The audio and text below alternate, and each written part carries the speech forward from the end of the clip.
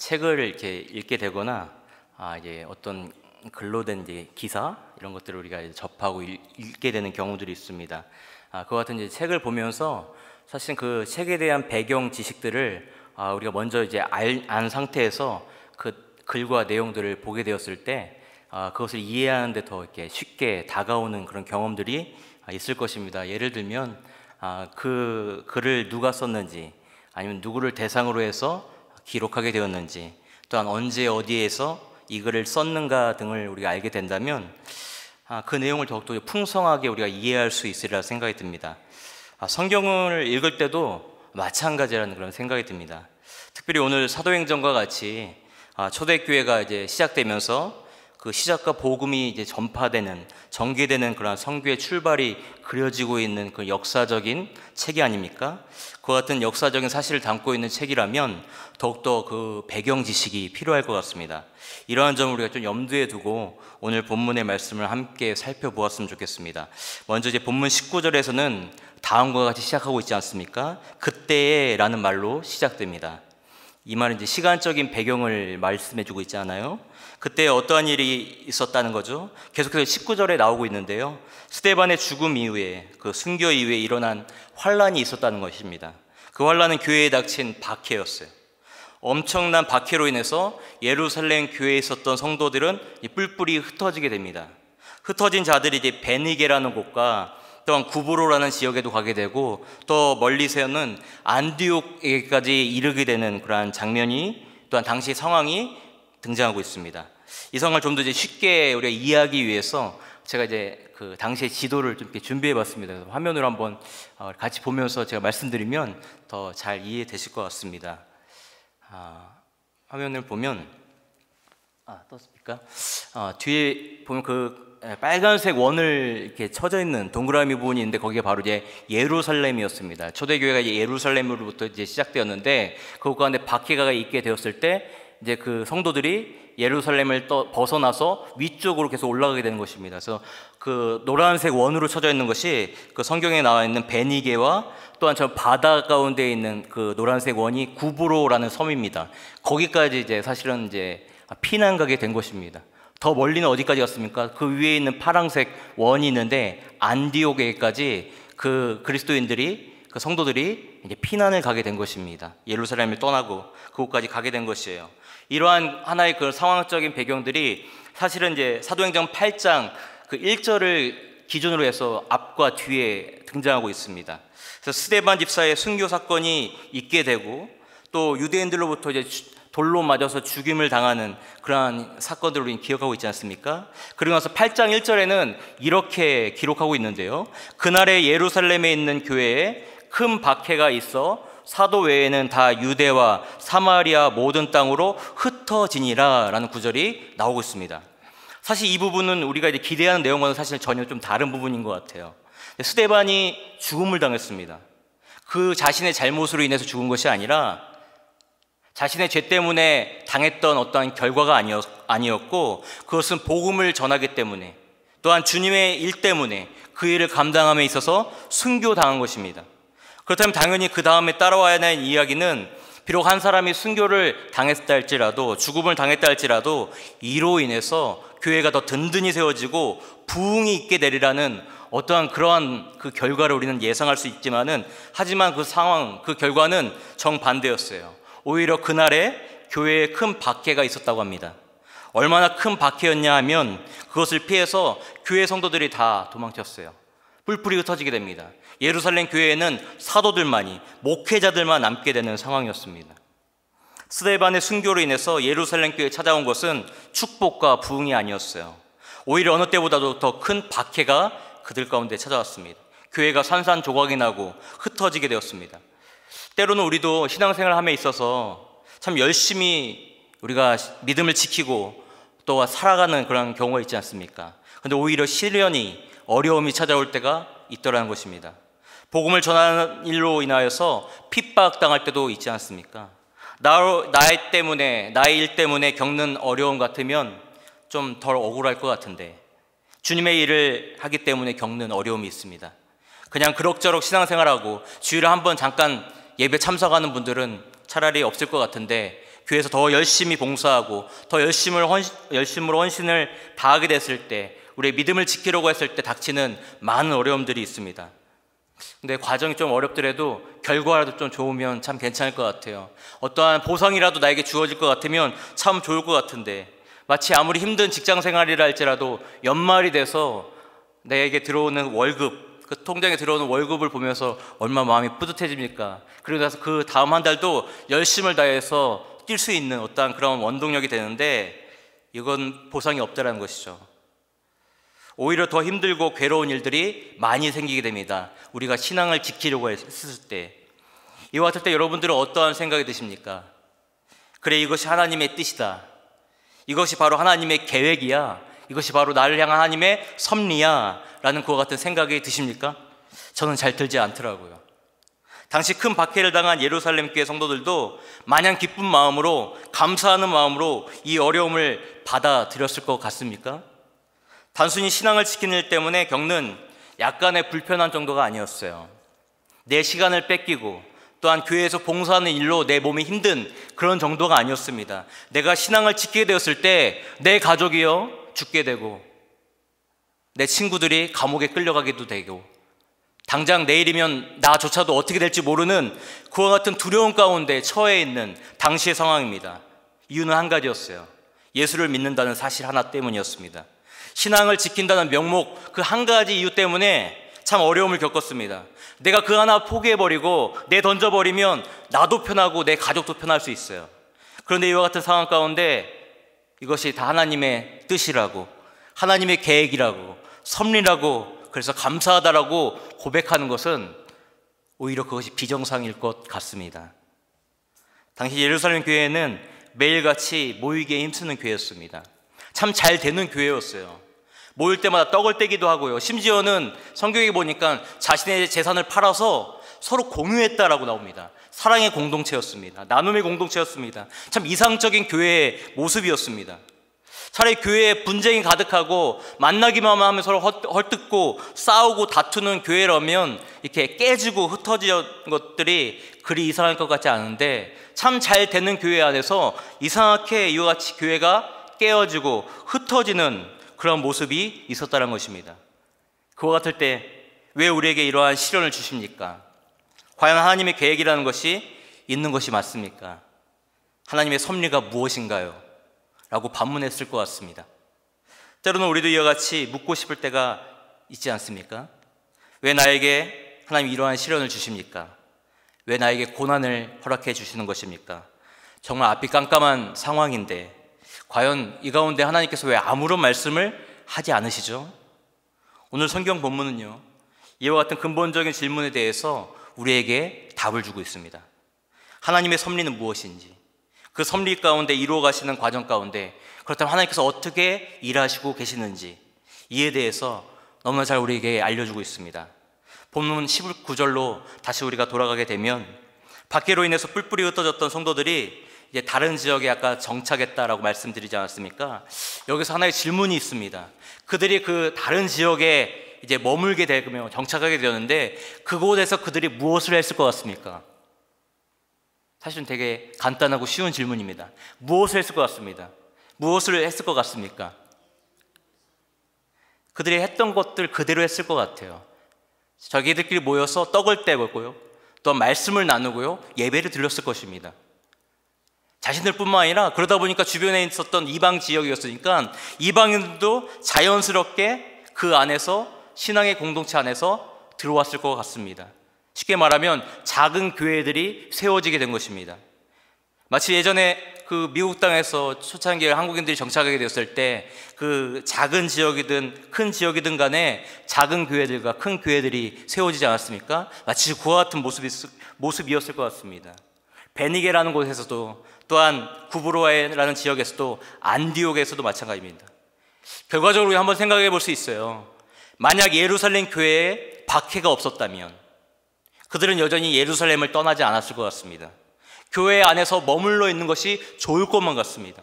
그 안에서 자기들끼리 즐겁게 행복하게 신앙생활하면 참 행복하지 않았습니까? 교회 안에서 신앙생활이 너무나 행복한데 굳이 밖으로 나갈 이유가 없는 것입니다.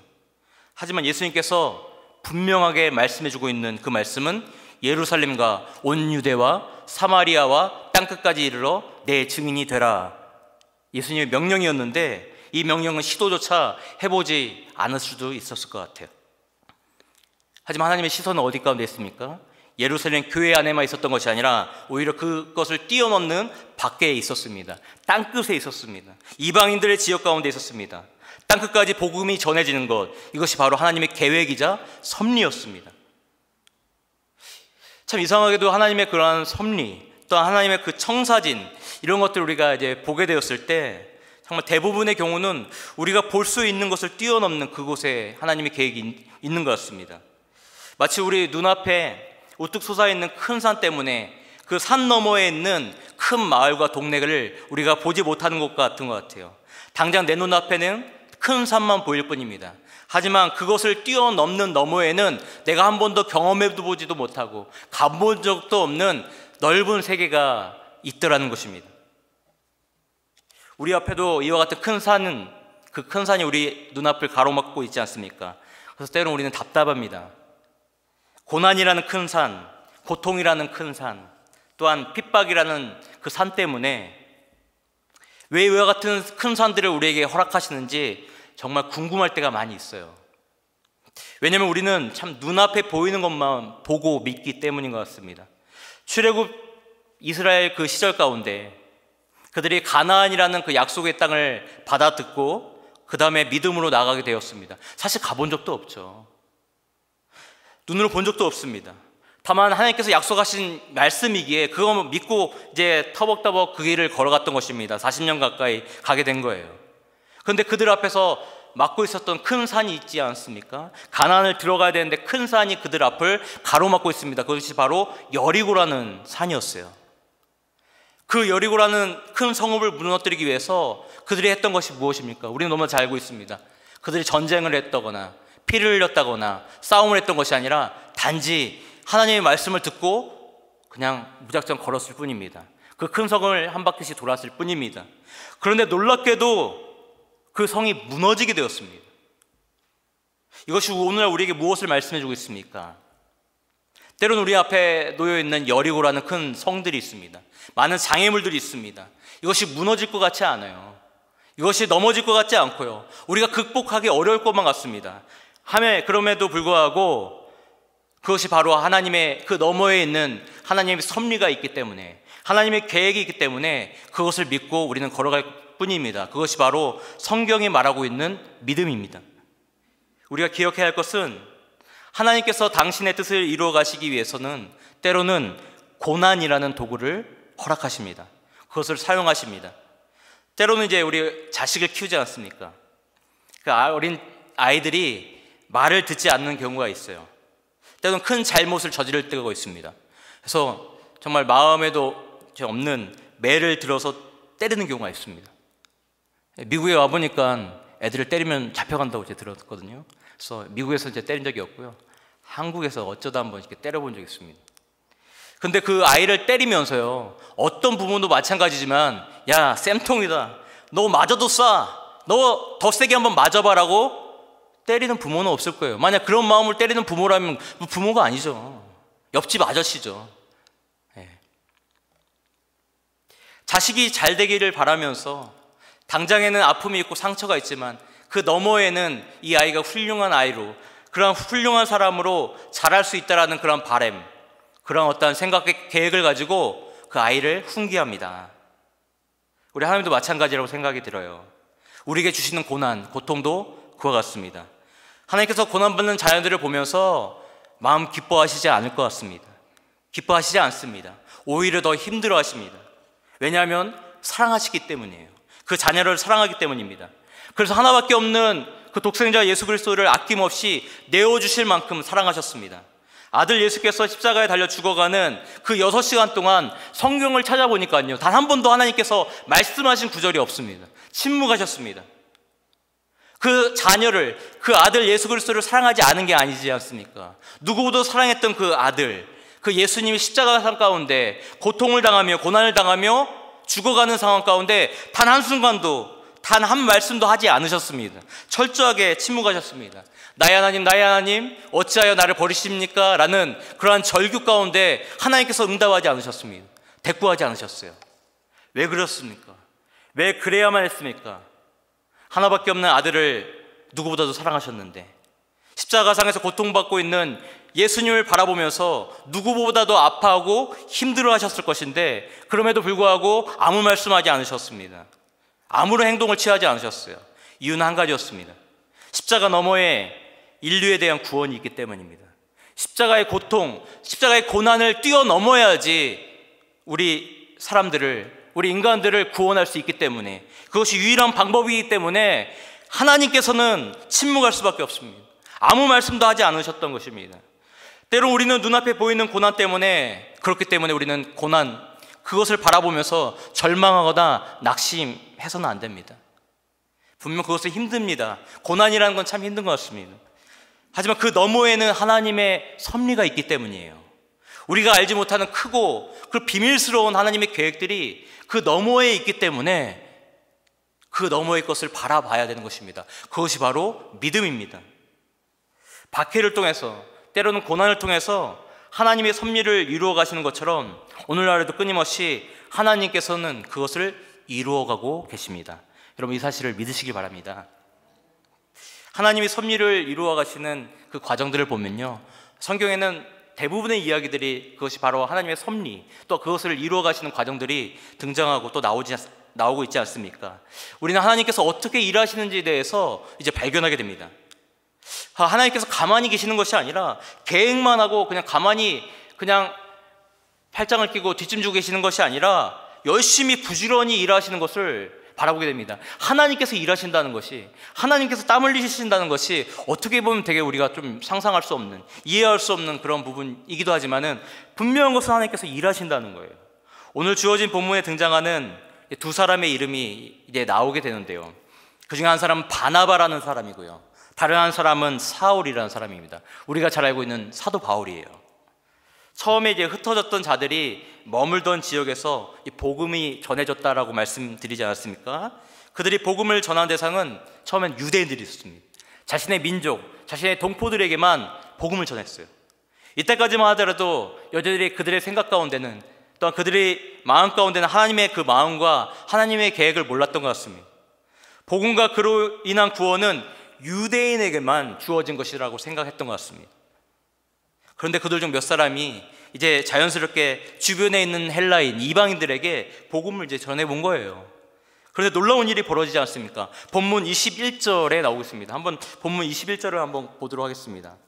참 어떻게 보면 놀라운 말씀인데요, 제가 한번 읽도록 할게요. 주의 손이 그들과 함께 하시며 수많은 사람들이 믿고 주께 돌아오더라 라는 구절입니다.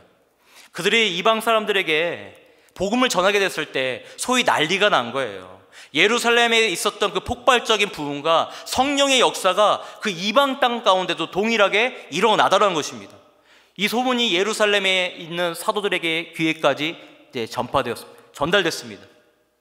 깜짝 놀란 것이죠. 어떻게 그 이방 땅에게, 이방인들에게도 똑같은 성령의 역사가 일어나지? 왜 그들에게도 이와 같은 부흥이라는 것들이 일어날 수가 있는 것이지? 참 믿기 힘든 소식이었습니다.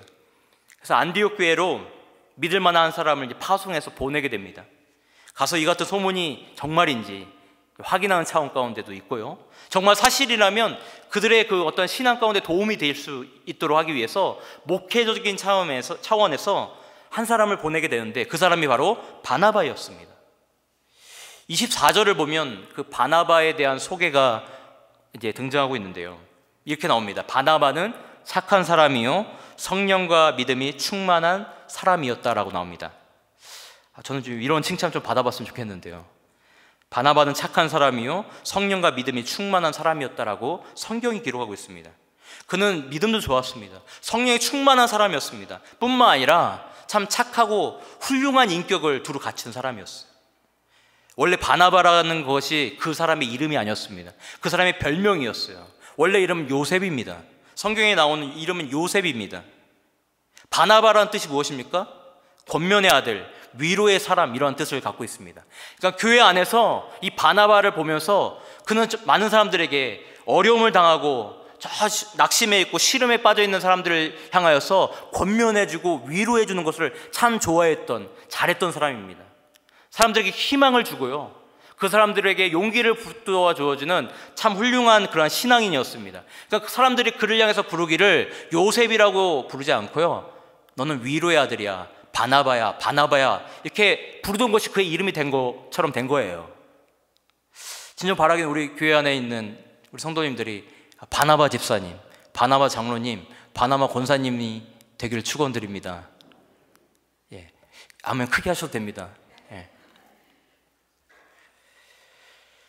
이 바나바를 이제 안디옥교로 보내게 되는 건데요, 그때 바나바는 이제 놀라운 것이 이제 사울이라는 청년을 불러서 같이 이제 안디옥으로 동역하면서 사역하게 됩니다. 당시의 사울은 오늘날 우리가 알고 있는 그런 훌륭한 인물이 아니었어요. 불과 얼마 전까지 예수 믿는 자들을 잡아다가 가두고 핍박하고 죽이는 그런 핍박자였습니다. 그런 사람을 데리고 이제 교회에 같이 동역하게 된 거예요. 당시 그 사울을 향해서 바라보는 성도들의 그 눈빛이 절대 좋지 않았죠. 불과 얼마 전까지 자신의 가족을 잡았던 사람이에요. 그 사람 같은 핍박자들 때문에 예루살렘을 떠나서 이곳까지 오게 된 거예요. 그러니까 좋을 수가 없죠. 그런데 그가 다메섹에서 그 가는 길 가운데 예수님을 만나고 변화되지 않았습니까? 그가 변화됐다고 하니까 아무도 믿지 않습니다. 그런데 이 바나바가요, 이 사울을 데려다가 그 예루살렘 교회, 그 교회 가운데 가서 그를 위해서 이제 변호합니다.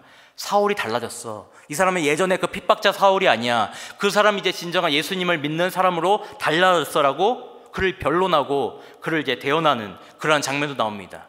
그리고 잠시 넌 저 다소라는 곳에 가서 잠시 머물러 있어. 내가 때가 되면 내가 콜링할게. 너 불러줄게. 라고 그렇게 되는 상황이었습니다. 그리고 진짜 안디옥에 가게 되었을 때 그를 부르게 됩니다. 안디옥에서 함께 1년간 동역하면서 사역을 하게 되었습니다. 우리가 잘 아시다시피 이 사도 바울을 통해서 사도행전 그 이후로 등장하는 말씀을 우리는 잘 기억하고 있습니다. 참 놀라운 일이 일어나지 않았습니까? 사도 바울을 통하여서 하나님의 그 복음이, 그리스도의 복음이 세상 전체 가운데 편만해지는, 그것이 전파되고 확산되는 일 가운데 가장 큰 역할을 했던 사람 중에 하나가 바로 사도 바울이었습니다. 만약에 바나바가 아니었다면, 바나바의 어떠한 그러한 동역과 그의 어떠한 사도 바울을 향한 마음이 아니었다면 오늘날 이 복음의 지도는 참 많이 달라져 있었을지도 모릅니다. 바나바 사울이 동역했던 그 안디옥 교회도 마찬가지예요. 1년 가운데 참으로 놀라운 성령의 역사가 나타나게 되었습니다. 오늘 우리가 이 이야기를, 또 오늘 본문의 이야기를 통해서 우리가 깨닫는 바가 있지 않습니까? 다름 아닌 하나님의 일하시는 방법입니다. 교회가 탄압을 당했습니다.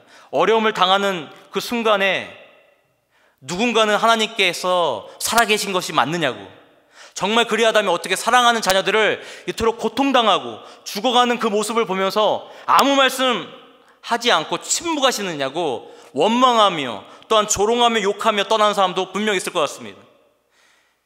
하나님께서 왜 팔짱 끼고 계시는지, 왜 뒷짐지고 계시면서 아무 일도 아무 말씀도 하지 않으시냐고 하는 사람도 분명 있을 것 같습니다. 하지만 하나님께서는요, 바나바를 준비시켜줬고 또한 바나바를 통해서 사울을 준비시키시고 계셨습니다. 누구보다도 바쁘게 분주하게 그 계획들을 이루어가고 있었던 것입니다. 일하고 계셨던 것입니다. 누군가는 이 모든 것이 우연의 일치라고 이야기할 수도 있어요. 그냥 어찌 생각해보면 어떻게 하다 보니까 그렇게 되었을 거라고 그렇게 반문하는 사람도 있을 것 같습니다. 하지만 우리가 아는 하나님, 우리가 믿는 하나님은 한 번도 실수하지 않는 분이십니다. 단 하나의 오차도 없는 분이 되어주십니다.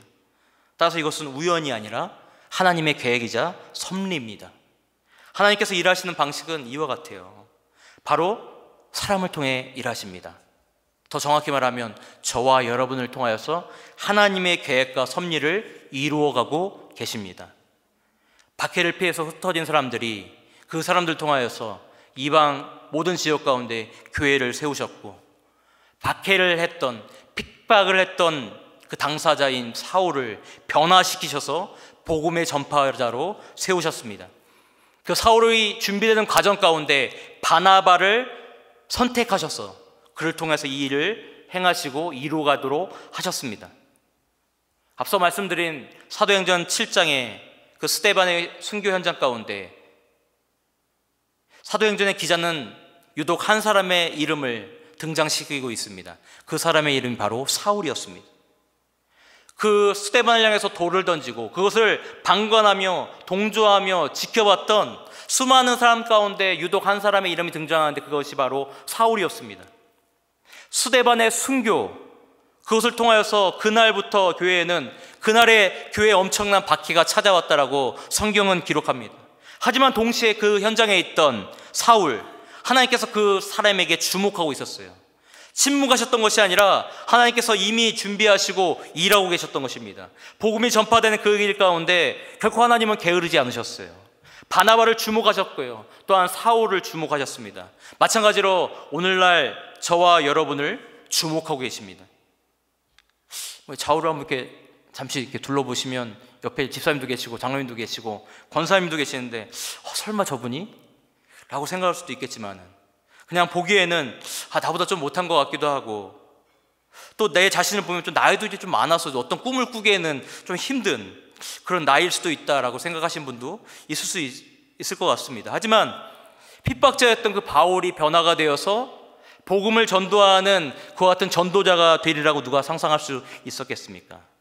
중요한 사실은요, 하나님께서는 저와 여러분들을 통하여서 그 하나님의 선하신 뜻을 이루어 가십니다. 지금도 그 일을 행하시고 계십니다. 끝으로 26절을 보게 되면 안디옥 교회에 큰 부흥이 일어나게 됩니다. 바나바를 통해서 그리고 사울을 통해서 성령께서 역사하셨습니다. 그렇게 되었을 때 그 26절 그 중반 이후에 보면 비로소 그리스도인이라 일컬음을 받게 되었더라라는 구절이 나옵니다. 오늘날 우리가 흔히 부르는 그리스도인, 크리스찬이라는 호칭이 불리기까지는 이와 같은 과정이 있었습니다. 그것은 단순히 교회에 다니는 사람, 예수 믿는 사람 정도의 의미가 아니에요. 또한 교회 안에서 성도들끼리 마땅히 부를 호칭이 없어서 그리스도인이라고 불렀던 그 정도의 호칭도 아니었습니다. 요셉을 향해 바나바라고 당시 사람들이 불렀던 것처럼 성도들을 향해서 그래 저 사람 뭔가 달라, 정말 착한 사람이야, 믿음의 사람이야, 참 모범적인 사람이야, 그래 그 사람이 예수 믿는 사람이라지 라고 하면서 세상 사람들이 붙여줬던 그 별명이 그리스도인이었습니다. 그리스도인이 되기까지 오랜 시간의 박해와 핍박이 있었습니다. 그 박해 가운데 믿음을 지켜갔던 사람들이 있었습니다. 그들이 바로 그리스도인입니다. 이런 모든 시련을 견뎌내고 신앙을 지켰던 사람, 그들을 그리스도인이라고 부릅니다. 참 고귀한 그 호칭이, 그 명칭이 그리스도인인데 오늘날에는 참 그 이름이 참 바닥에 많이 떨어진 것 같습니다. 오히려 세상 사람들이 기독교라는 그 앞글자를 다른 걸로 바꿔서 손가락질하면서 또한 욕하듯이 조롱하는 경우도 많이 있습니다. 이와 같을 때 비로소 그리스도인이라 일컬음을 받게 되었다라는 이 말씀은 우리에게 참 많은 것들을 또한 던져주는, 또 시사하는 바가 큽니다. 우리에게 큰 도전이 되어주는 말씀입니다. 우리 자신에게 한번 물어봤으면 좋겠습니다. 과연 내 자신은 그리스도인인가? 나는 그리스도인이 맞는가? 라고 우리는 스스로 한번 물어볼 수 있을 것 같습니다. 세상 사람들에게 그리스도인이라고 우리는 일컬음을 받고 있는 것인가? 라는 그와 같은 질문도 할 수가 있을 것 같습니다. 지금도 하나님께서는 그분의 선하신 계획들을 이루어가고 계십니다. 하나님의 그 섭리는 오래전부터 지금까지 계속해서 진행 가운데 있습니다. 그리고 그것을 이루기 위해서 참다운 그리스도인을 찾고 계십니다. 바나바를 통하여서, 사도 바울을 통하여서 그 일을 이루셨던 하나님처럼 그 하나님의 그 섭리와 일하심을 통하여서 바로 그 같은 역사의 현장 가운데 있는 사람이 이 자리에 있는 저와 여러분이 되기를 주님의 이름으로 간절히 축원합니다. 기도하시겠습니다.